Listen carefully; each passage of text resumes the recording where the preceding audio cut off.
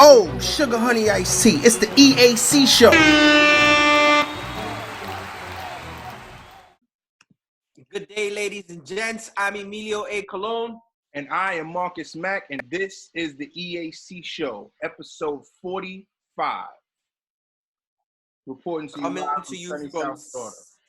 Yeah. I don't know if we're having a little bit of technical difficulties with this Zoom. Marcus Mack is joining us from a luxurious Airbnb with the Vancouver Mike Bibby Grizzlies jersey on. Yeah, man. Throwback. Yeah, man. We having some I'm having some work done to my place, and we're just staying at somewhere else right now, staying at Airbnb. But we had to make sure we get you guys the show, episode 45. We couldn't hold out on you guys. Nice, man. Really, really nice. So let me give a shout out before we start, Marcus Mack, here on the EAC Show. Happy Memorial Day. Thank you for all the servicemen and the servicewomen that provide for us and put their lives on the line. Like was said earlier today, it doesn't matter if you don't respect the war or the wars that we're fighting. You have to respect the warriors. So shout out to all of them that have literally died in order for us to have freedom, liberty, and justice for all. Thank you. We appreciate it here on the EAC Show. Marcus Mack, we got Social Media Mondays on this Social Media Monday, episode 45. And we got some stuff that we have to tackle. So what is number one EAC Social Media Monday headline of the day? Well, before I go into the first headline, I wanted to make sure I give my shout out as well. She's a follower of the show, and my cousin, my big cousin, she's a 20-year. She's been in the service for 20 years. I think she's been out of the service for maybe about 5 now. Natasha Alexander. Hey, cuz. Yeah, definitely. Natasha, we appreciate you. Thank you so much, Natasha. Yeah.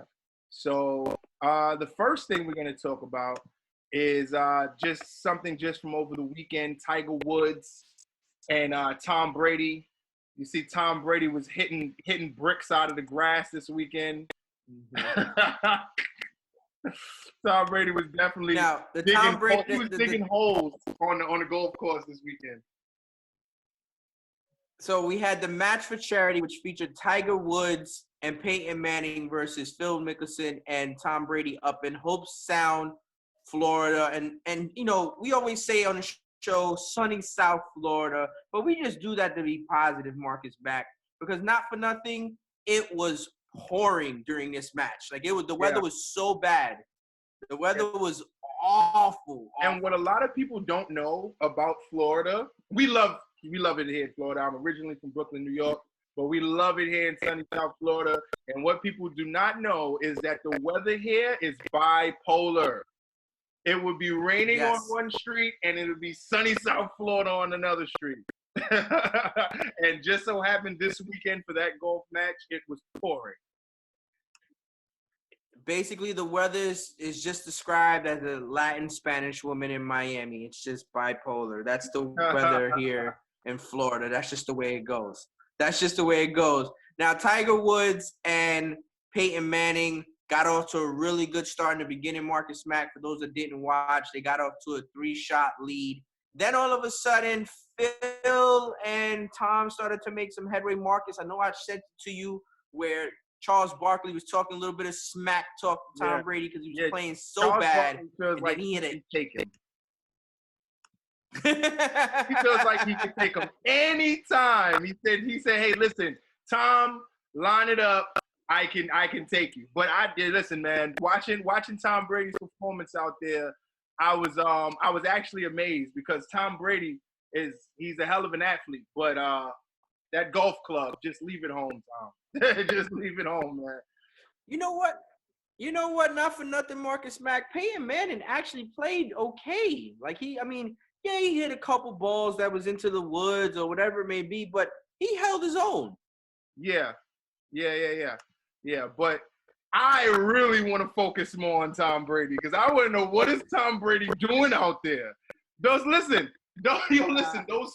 swings that I seen from Tom Brady was nothing like the throws that I see him. When he does those passes on a football field, they are immaculate. But when I seen him hit that ball on that golf course, I was like, this cannot be the premier athlete that I know.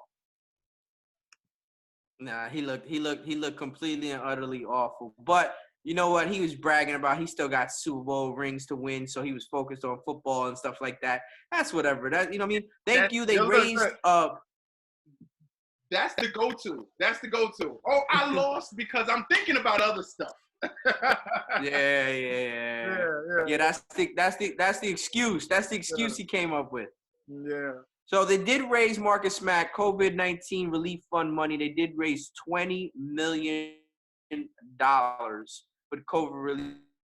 So, you know, it's good that this golf tournament or this golf match actually came for a good cause. They raised a lot of money. The best shot that Tom Brady had all day ended up raising $100,000 alone without question. Yo, Peyton Manning was just inches away from a hole-in-one, which would have gave $25 million more towards COVID relief money.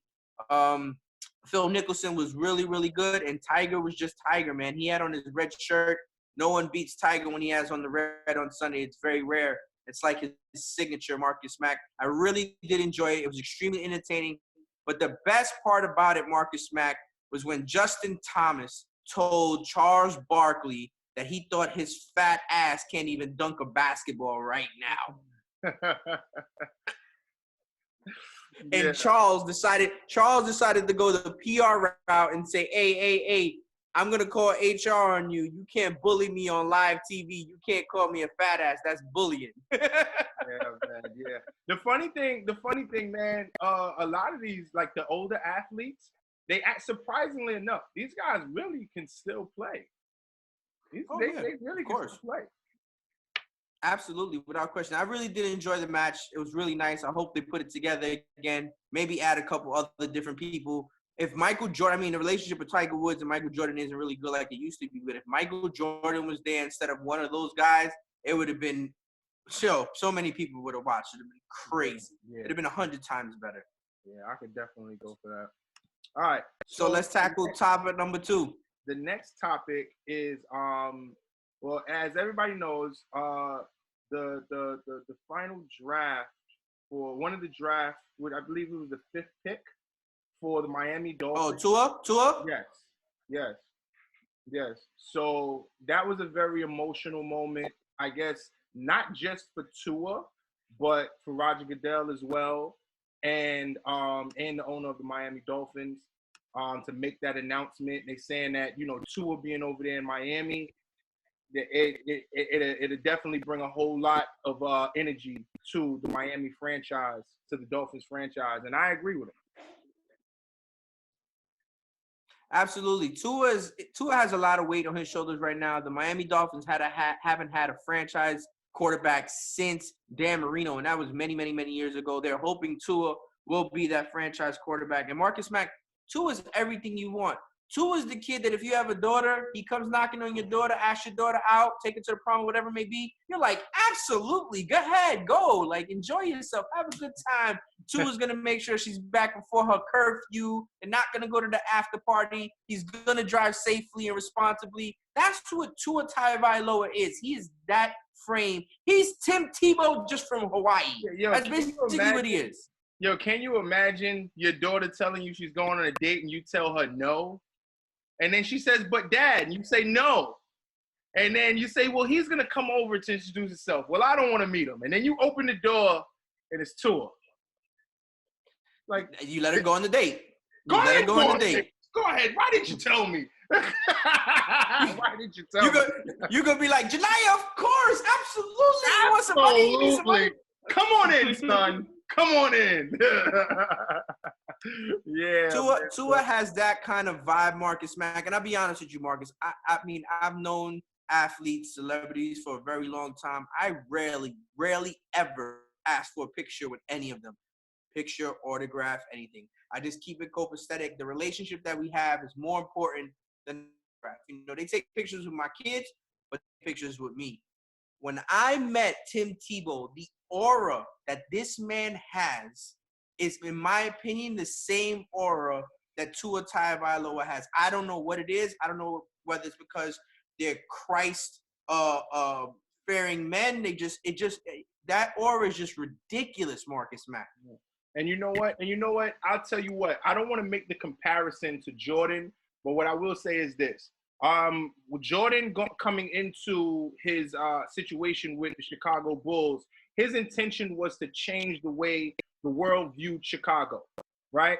So I believe that with Tua coming down here to Miami, he can really not only rebrand himself, but he can change the way that, you know, the Miami Dolphins is being viewed, because everyone that's a Miami Dolphins fan loves Miami Dolphins.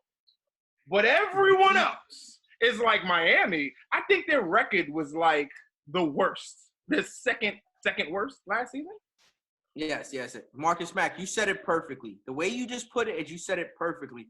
Tua has the opportunity to change the way people look at the Dolphins. As long as he can stay healthy, play ball, and give them chances to win football games on Sunday, Thursdays, and Saturdays, they will 100% look at Tua Tagovailoa completely different. The Miami Dolphins, in my opinion, are on the up and up. They have a really, really good coach that knows how to get the most out of players. Yeah, definitely. I know though there's going to be two teams that we're going to be paying close attention to this year, and that's going to be Tampa Bay, Miami, New Orleans. Look at that. Wait, so Marcus Mack, here's my question. I don't mean to cut you off. When was the last time that we are so interested in watching Florida football teams? That is amazing. That is definitely amazing. Yeah, the entire Florida. Even well, I can't say for Jacksonville. Jacksonville. You still want to know what Jacksonville's gonna do? Yeah, but I mean, right now there's like a big bright light on the Miami Dolphins and the Tampa Bay Buccaneers for obvious reasons. You know, Tom Brady is coming down to Tampa, and Tua is coming down to Miami. And I think that this upcoming season, is going to be a huge season for the state of Florida. Absolutely, without question. Marcus Mack, you couldn't have said it better. So we're going to get to this part of the show. Like always, we're going to shout out our sponsor since the very beginning, from episode 1 all the way to episode 45. That's El Cubano Sandwich Shop. You use the promo code EAC and receive discounts on online pickups or delivery orders. You can enjoy a cafe con leche or some of those croquetas that Marcus Mack likes. You know, get a shot of Cuban coffee to start your day. The daily lunch specials and their steak sandwich is next level. Once again, you use the promo code EAC. That's elcubanosandwichshop.com or 954-906-5110. Remember, use the promo code EAC, and that's El Cubano Sandwich Shop in Coral Springs. And if all the croquetas are gone, blame Marcus Mack, 'cause I'm pretty sure. And make sure when you go get those croquetas, you ask them for a little sauce. Make sure you ask them. Tell them Marcus Mack sent you from the EAC show, and they might give you an extra one. Just might. So okay. So the next. Let's get back into the topics. Yeah, let's get back into the topics of episode 45. Marcus Mack on this EAC headline, Social Media Monday. Sorry. Yeah, I guess we can't wait until Wednesday, huh? so right now, I just get caught up. I get caught up sometimes. Yeah. So right now, everyone is hearing all the talks about, what are these leagues gonna do? Whether it be baseball, basketball, football, soccer, cricket, everyone wants to know what's the next step, right? And you talk about the Eric Byrnes thing, right? There's been feuds between the players associations of all these leagues and with the owners, right? Because obviously the people who are taking the biggest hit is the owners. Here's my thing, right?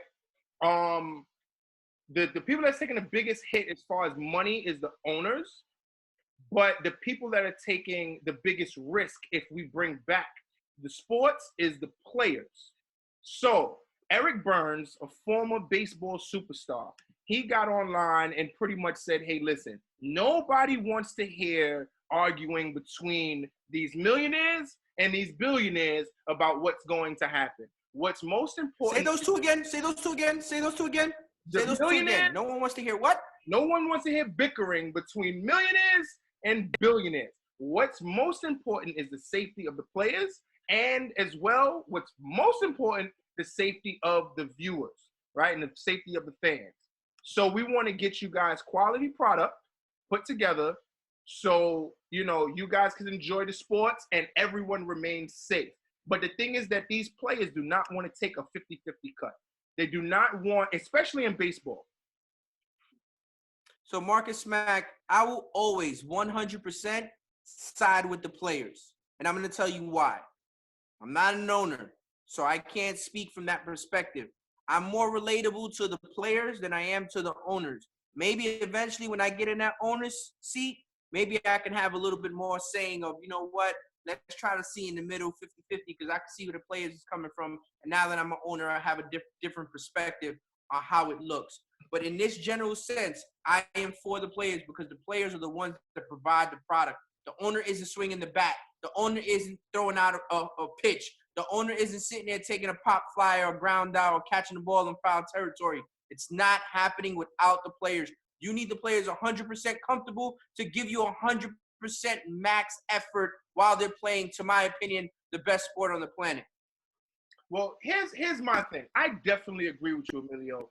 But coming from a business owner's standpoint, this is how I look at it, right? There will be no business without the business owner. And you as well, you an entrepreneur, you put up the money. It's just like I remember I seen a video one time where there was a panel, and the one of the guys that worked at the factory asked the guy, he said, listen, why am I getting this pay? I should be getting more. I'm the person that makes these pencils. I put the wood with the metal and the eraser and do this, blah. And the owner came and said, well, listen, I understand that you make the pencil, but I'm the person who buys all of this stuff. And there wouldn't be no pencils to be made had I not bought it. So granted, we're not going to see any one of these owners swing a bat and hit a home run. We're not going to see any one of these guys throw a Hail Mary down a field, touchdown, take these hits. We're not going to see any one of these owners slam dunk, run from key to key on a baseball, on a basketball court. We're not going to see it. But these guys put up the money. I can see it from both standpoints because in a business agreement, if I sign a contract saying this is what you're going to pay me, there was never any clauses the way how NFL has a clause for situations like this. There isn't any clauses in baseball, which, like I said 2 episodes ago, I said I can guarantee you after this pandemic, they're going to make some kind of stipulation for times like this, because there's nowhere in the world a business owner is going to let this happen again and they just take this hit. A 50-50 cut is a big cut, right? And you have these players saying, hey, listen, I'm not taking any pay cuts because it's dangerous. I can go out there and lose my life. Granted, there's a 95% survival rate, but I'm not taking the chance while you're taking my money. And I agree with both standpoints. Exactly, Marcus, man. So that's why they're fearful that baseball is probably going to be the one sport that's not going to come to an agreement, and they have the strongest possibility of not playing the sport at all. I want to see baseball being played. Give the guys their money. Owners, you guys usually buy these teams, obviously, as an investment. Sometimes you buy it as a little toy. Take the L for the year. Call it a day. Let's get this going. It's not really going to be that much money at the end of the day when you think about it. You know, it is a loss. But, like, you guys got it to lose it. So stop acting like it. It ain't tricking if you got it. So stop fronting. On top of that, Marcus Mack, on our EAC headlines, let's get into the next topic. Okay, the next because this is still a little bit coronavirus related, this topic, Marcus Mack. Definitely. You know, right now, you know, it's funny. Every time I talk to people, we're going to go into the next topic. Every time I talk to people about the show and they say, well, hey, how's the show going? How do you guys manage to keep a sports show and there is no sports? And I'm like, well, a lot of stuff we talk about is about bringing sports back and other random sports. Like I shared with somebody just today about the competition where they smack each other. What do they call it? The bare hand. Yeah, the Russian joints, like arm wrestling, but they smack each other in the face. Right. And you know, a lot of this stuff is corona related because that's what we're going through right now in the world.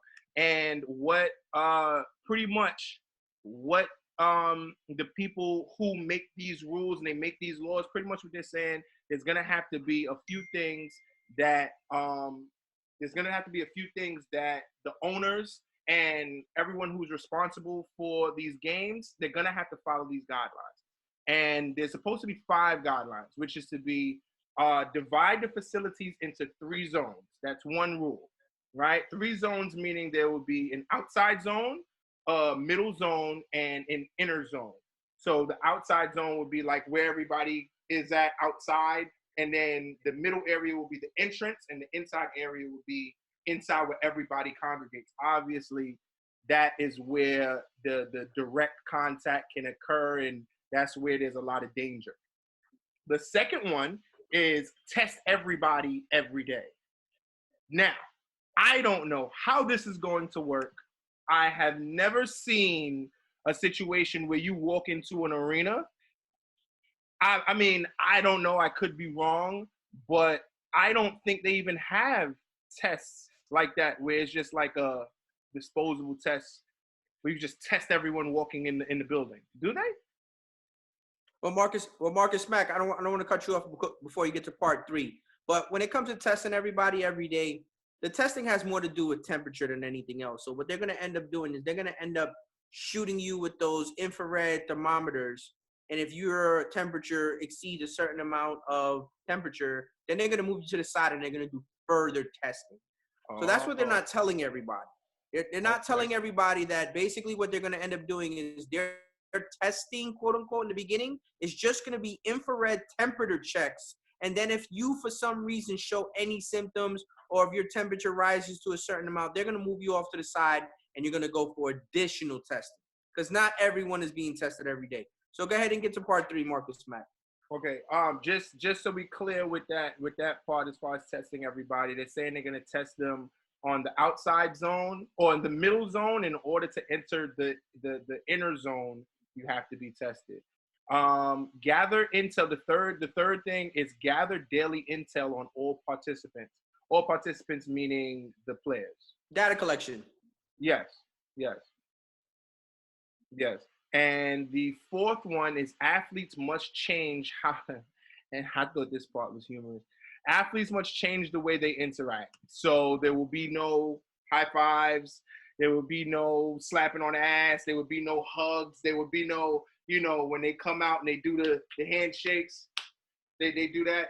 There will be no more of that, which that takes, oh, man. Sorry, LeBron. No more handshakes. No more. Sorry, Westbrook. Sorry, guys. Sorry, Harden. No more throwing powder in the air like Jesus. No more. The throwing the powder in the air. That's a single man thing. He could do that. But there's because then his germs are being spread. No, because then his germs are being spread into the powder. That's true. There's definitely no room no more for interacting with the side. I don't even think there could be anybody on the sidelines anymore. Like floor seats. Nope, none of that stuff. So the last one is social distancing must remain in place in the inner zone. So obviously, everybody must stay 6 feet away. And I'm not sure how they're going to enforce this, or I'm not saying how they're going to enforce it. I'm not sure how successful they're going to be in enforcing this.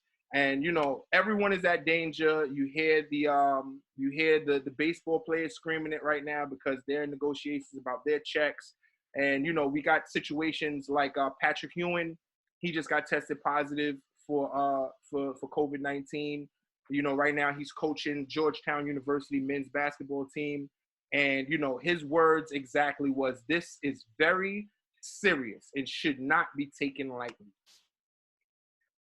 Well, Marcus Mack, this is the Bundesliga that started as the German soccer league. In the German soccer league, they basically keep everybody within social distancing. The substitutes are spread apart. There is no fans, so there's more seats to be able to have for those actual players. So they keep them apart. When guys are scoring goals, they don't use their hands. They use their elbows or their air fist pumping or whatever it may be. Some of them are even, when they go to the referee at the end of the game, they're toe kicking the referee as a way of sitting there saying, yo, like that's their new dap. I'm trying to figure out the name to come up with it. What do we call it, a tap? Yeah, I'm going to tap your toe. Like, you know what I'm saying? Because that's what they're doing. We could call it kid and play. Call it what? Kid and play. The kid and play, yeah. We remember House Party? Kid and play, yeah, absolutely. Nah, it's kind of cool. Yeah, from House Party. The kid and play from. But no, Marcus Mack, they're gonna figure out ways. They're gonna get creative with it. There's gonna be things they're gonna be able to do and figure it out and make it entertaining. Basketball is gonna take probably the biggest hit financially because they've already taken the biggest hit with the remarks that the GM for the Houston Rockets said, and they lost all that revenue from China already. China already came out and said that even after the COVID-19 pandemic, that they're still not going to air NBA games in China, which is a main revenue source for the NBA. So the NBA is the league taking the biggest hit more than anything else. But all of these social distancing and all of these 5 things that need to happen in order for sports to keep going are 100% correct. Because like you said, Patrick Ewing did contract COVID-19, and he's explaining to plenty of people that you have to take this extremely serious. But in order to get our sports going, you know, some things have to give a little. And thank you to our great governor, Ron DeSantis. DeSantis ain't playing. He's like, yo, you guys can start sports ASAP over here. We don't care. Yeah, we need all of that revenue in Florida. But, you know, Florida and Arizona obviously aren't the only states that would be opening up. But they're willing to bring it all to Florida. There's been talks in the air. You know, we spoke about it. It's nothing official yet. The NBA hasn't announced it officially, and we're not saying it's official. We're just saying it's in the air. And I'm quite sure a lot of you guys have heard it as well.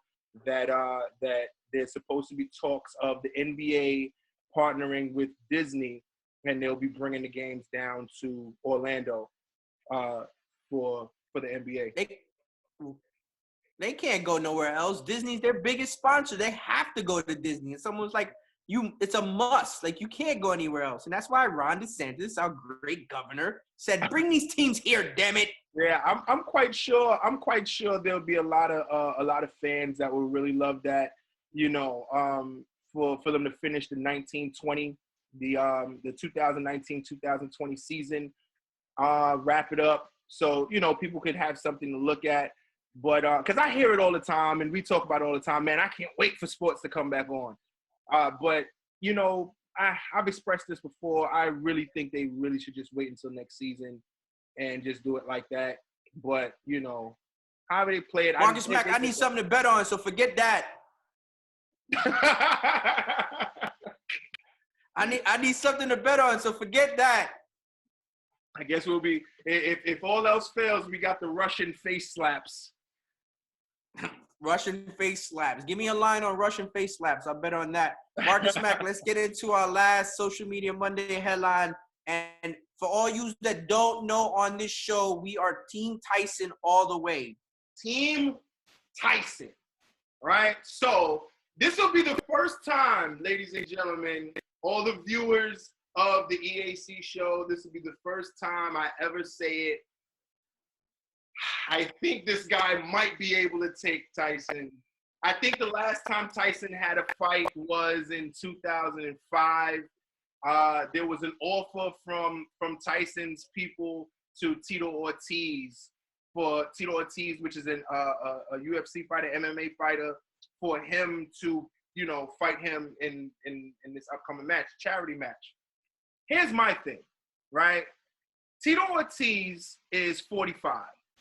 He still trains. Tyson is 53. Tyson has not been punched in the face since 2005, ladies and gentlemen. The viewers of the EAC show, I am going to say this again. Mike Tyson has not been punched in the face since 2005. I think Tito Ortiz might give him a bit of a struggle. No chance. Mike Tyson wins easily, and that's the end of the EAC show. I don't want to hear it. I don't want to hear shit. I don't want to hear goddamn thing. We're all Team Tyson over here. Tito Ortiz can kick big-ass rocks for all I care. Just playing. Tito Ortiz, we respect you dearly, but we're Team Tyson. Fuck all that. I would love, listen, I would love to get Tito Ortiz's people on the phone and get an exclusive interview with Tito Ortiz or somebody from his team, because I would love to know what it is. Because he, as far as Tito is concerned, after, you know, looking at a few of his interviews about it, he's excited. You know, from a competitive standpoint, from a fighter standpoint, he's like, look, man, I think I could take him.